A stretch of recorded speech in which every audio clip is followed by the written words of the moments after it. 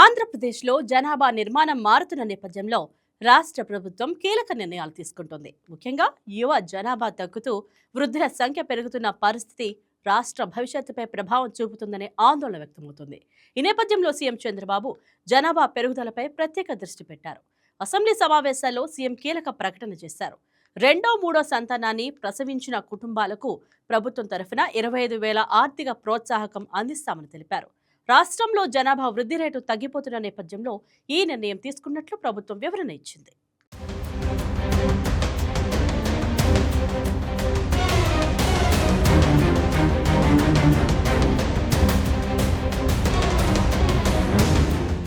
AP CM Nara Chandrababu Naidu మరోసారి తన దూరదృష్టి ప్రదర్శించారు. రాష్ట్ర శాసనసభలో చేసిన కీలక ప్రకటనలో జనాభా పెరుగుదలను ప్రోత్సహించేందుకు రెండో మూడో సంతానాలకు 25,000 రూపాయల చొప్పున ఆర్థిక సహాయం అందించనున్నట్లు ప్రకటించారు. ఇది భారతదేశంలో మొదటి జనాభా నిర్వహణ విధాన డ్రాఫ్ట్గా రూపొందించబడింది. రాష్ట్రంలో తగ్గుతున్న జనన రేటును 2.1% చేర్చే లక్ష్యంతో దీనికి రూపకల్పన చేశారు. గతంలో కుటుంబ నియంత్రణపై దృష్టి పెట్టిన ప్రభుత్వాల మార్గంలో చంద్రబాబు కుటుంబ పురోగతికి ప్రాధాన్యత ఇస్తూ రాష్ట్ర ఆర్థిక సామాజిక భవిష్యత్తును రక్షించాలనే ఉద్దేశంతో ఈ చర్యలు చేపట్టారు. ఈ ప్రకటన రాష్ట్ర వ్యాప్తంగా చర్చనీయాంశమైంది. ఒకవైపు యువతను ప్రోత్సహించే చర్యగా కొనియాడుతున్నారు. మరోవైపు ఇది జనాభా పెరుగుదలకు దారి తీస్తుందా, ఆర్థిక భారాన్ని పెంచుతుందా అనే ప్రశ్నలు లేవనెత్తుతున్నారు.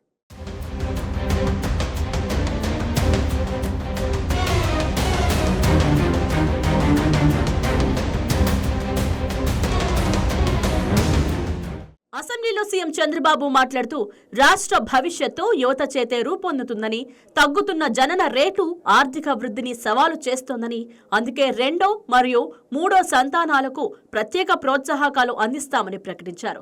ఈ డ్రాఫ్ట్ పాలసీని మార్చి చివరి వరకు ఫైనలైజ్ చేసి ఏప్రిల్ 1 నుంచి అమలు చేయనున్నారు. రెండో సంతాన ప్రసవ సమయంలో 25,000 రూపాయలు పోషణ, శిక్షణ, సురక్ష ప్యాకేజ్ కింద అందజేస్తారు. మూడో సంతానానికి 25,000 రూపాయలతో పాటు నెలకు 1,000 రూపాయలు అదనంగా అందజేయనున్నారు.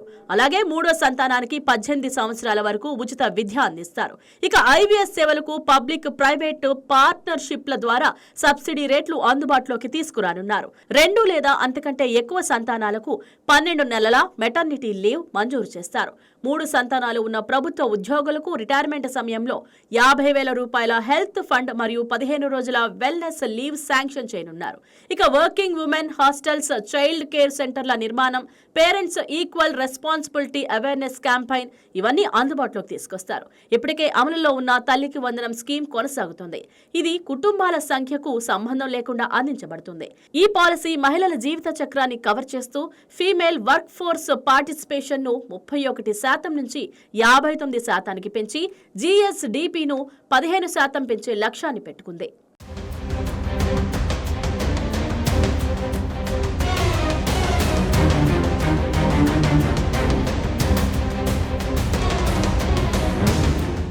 ఆంధ్రప్రదేశ్లో జనాభా పెరుగుదల రేటు గణనీయంగా పడిపోవడమే ఈ పాలసీకి ప్రధాన కారణం. నేషనల్ ఫ్యామిలీ హెల్త్ సర్వే 5 ప్రకారం రాష్ట్ర టోటల్ ఫెర్టిలిటీ రేట్ షార్ట్ కట్లో TFR 1.4 మాత్రమే ఉంది. 1993లో 3 నుంచి గణనీయమైన పతనాన్ని నమోదు చేసింది. రీప్లేస్మెంట్ లెవెల్ 2.1 కంటే తక్కువ ఉండడం వల్ల 2023 అంచనాల ప్రకారం వార్షిక జననాలు 6.7 లక్షలకు పరిమితమయ్యాయి. ఇది రాష్ట్ర జనాభాను 5.3 కోట్లకు చేర్చినప్పటికీ భవిష్యత్తులో యువత సంఖ్య తగ్గడం వల్ల ఆర్థిక సవాళ్లు తలెత్తుతాయి. రాష్ట్రంలో 58% కుటుంబాలు ఒక సంతానానికి పరిమితమవుతున్నాయి. ఇది శ్రమ శక్తిని తగ్గిస్తోంది. పనిచేసే వయస్సు జనాభా శాతం 64% నుండి 60%కి తగ్గుతుంది. మరోవైపు వృద్ధులు 11% నుంచి 23%కి పెరుగుతారని 2047 నాటి అంచనాలు చెబుతున్నాయి. ఇది పెన్షన్లు, హెల్త్ కేర్ ఖర్చులను పెంచి జీడీపీ వృద్ధిని 1 నుంచి 2% తగ్గిస్తుందని ఎకనామిక్ సర్వేలు సూచిస్తున్నాయి. యువత తగ్గడం వల్ల ఐటీ, మ్యానుఫ్యాక్చరింగ్ వంటి సెక్టార్లలో కార్మికుల కొరత తలెత్తుతుంది. ఇది రాష్ట్ర ఆర్థిక అభివృద్ధిని ఆటంకపరుస్తుంది. స్థానిక స్థాయిలో గ్రామీణ ప్రాంతాల్లో జననాలు 1.2కి, నగరాల్లో 1.6కి పడిపోయాయి. టీనేజ్ ప్రెగ్నెన్సీలు 8.8% ఉన్నాయి. ఇవి మహిళల ఆరోగ్యాన్ని ప్రభావితం చేస్తున్నాయి. ఈ ట్రెండ్ కొనసాగితే 2050 నాటికి రాష్ట్ర జనాభా స్థిరంగా మారి ఆర్థిక స్తబ్దతకు దారితీస్తుంది.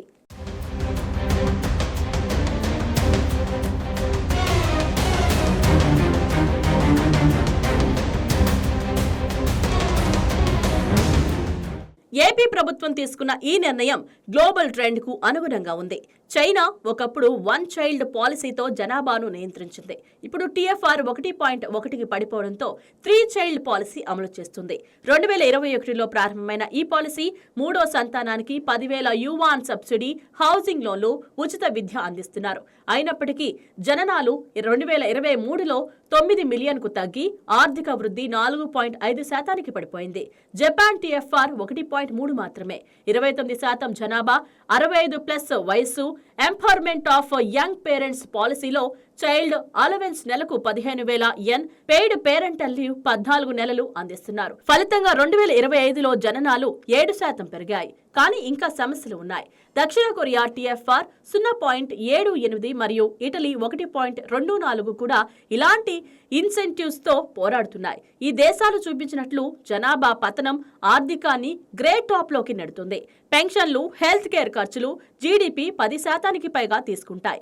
భారతదేశంలో దక్షిణాది రాష్ట్రాలైన కేరళ TFR 1.7, తమిళనాడు 1.82, కర్ణాటక 1.7, తెలంగాణ 1.6 ఈ సమస్యతో సతమతమవుతున్నాయి. దీనివల్ల 2026 సెన్సెస్ తర్వాత లోక్సభ సీట్ల డీలిమిటేషన్లో దక్షిణ రాష్ట్రాలు లాస్ అవుతాయి. ఏపీ TFR 1.4తో దక్షిణాదిలో ముందుంది. కానీ ఈ పాలసీ దాన్ని సవరించాలని చంద్రబాబు లక్ష్యంగా పెట్టుకున్నారు.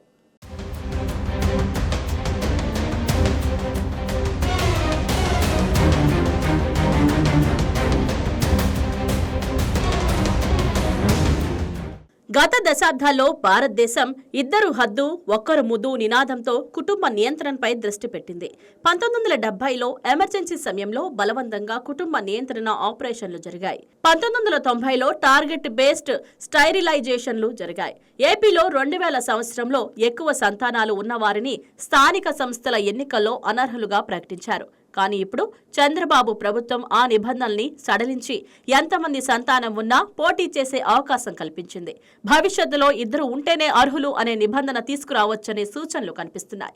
ఈ మార్పు కుటుంబ పురోగతికి షిఫ్ట్ అవుతుంది. గతంలో జనాభా పెరుగుదలను భారంగా చూశారు. ఇప్పుడు ఆస్తిగా మలుచుకోవాలని చూస్తున్నారు.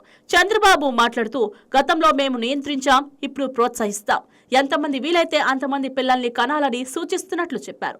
ఇది మహిళల సాధికారతపై దృష్టి పెట్టి అనవసర సిజేరియన్లు తగ్గించి టీనేజ్ ప్రెగ్నెన్సీలను 3% తగ్గించేలా చేస్తుంది.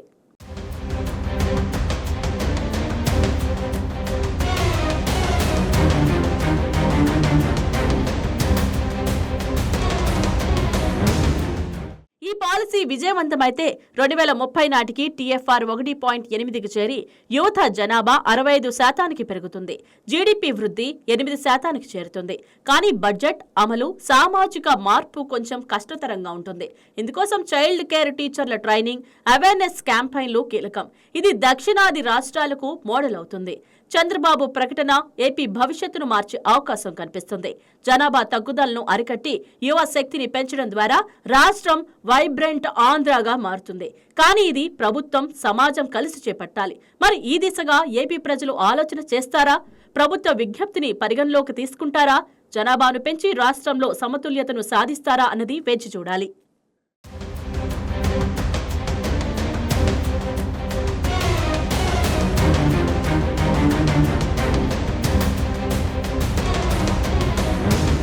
Please subscribe to YK TV Network. Please subscribe to YK TV. Please watch YK News.